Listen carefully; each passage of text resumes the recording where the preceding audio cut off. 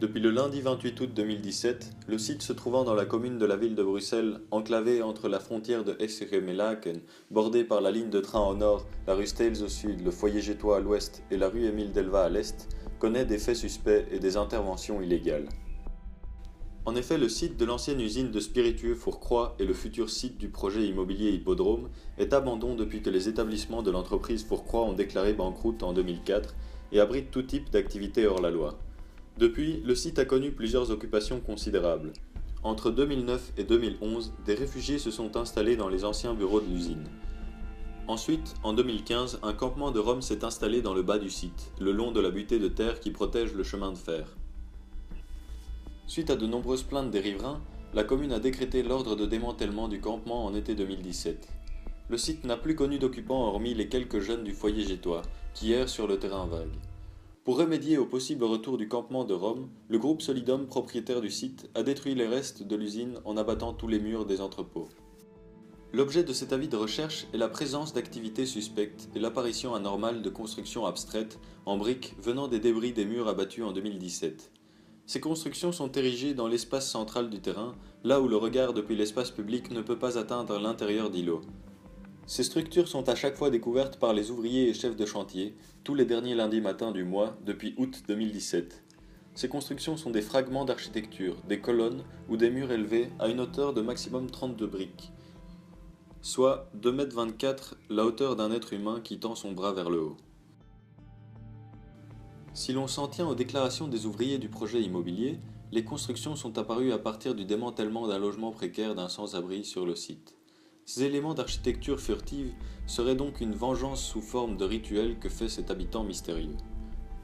D'après les études menées par la Société interbruxelloise d'architecture et d'investigation, la CIBAI, les constructions abstraites qui apparaissent chaque lundi matin sont l'œuvre d'un homme à caractère non violent qui recherche avec ses interventions dans ce lieu abandon à atteindre un moment poétique.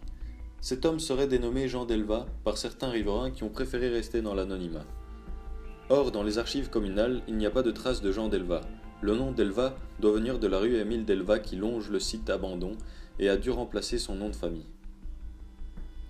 En ce qui concerne son habitat, la CIBAI coïncide avec les déclarations des ouvriers et affirme que Jean Delva s'abritait dans un habitacle au nord du site.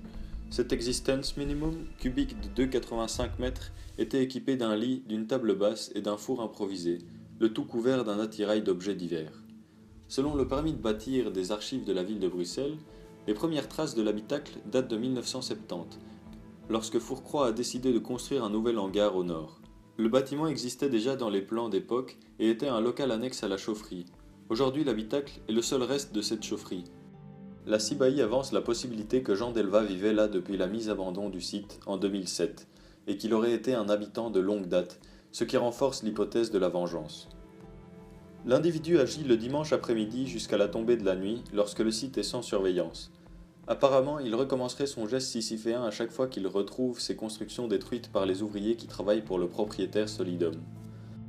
Selon les analyses architecturales de l'agencement des chutes de briques, les constructions sont à chaque fois inachevées et feraient partie d'un ensemble plus grand qui ne reste qu'au stade de la projection architecturale. Les documents qui suivent ont été produits par la CIBAI et seraient une anastylose de ce qu'aurait voulu créer Jean Delva. Dans les 4 cas, les projets sont une architecture qui induirait un mouvement autour et avec elle, un rituel. L'anthropologue qui travaille avec l'équipe de la CIBAI, Marge Co, est persuadé que Jean Delva est un homme qui voit dans cet espace abandon un univers à l'écart de la quotidienneté rapide et oppressante que nous vivons aujourd'hui, un espace où l'on retrouve nos capacités sensorielles, le calme et une temporalité autre. Ce serait en quelque sorte un espace d'exception, comme le nomme Aurélie, une nouvelle typologie d'espace sacré. Le psychologue Lucas Jossenac, à son tour, avance la possibilité que Jean Delva manifeste les symptômes d'un trouble mental proche de la schizophrénie et que son esprit trouve refuge dans l'édification obsessive de ces structures abstraites sur cet espace blanc. N'ayant aucune certitude de la présence de Jean Delva dans les parages et suite au délogement de son habitacle, nous conseillons vivement à tous les riverains d'être prudents aux alentours des entrées de la friche sur la rue Stales et la rue Émile Delva.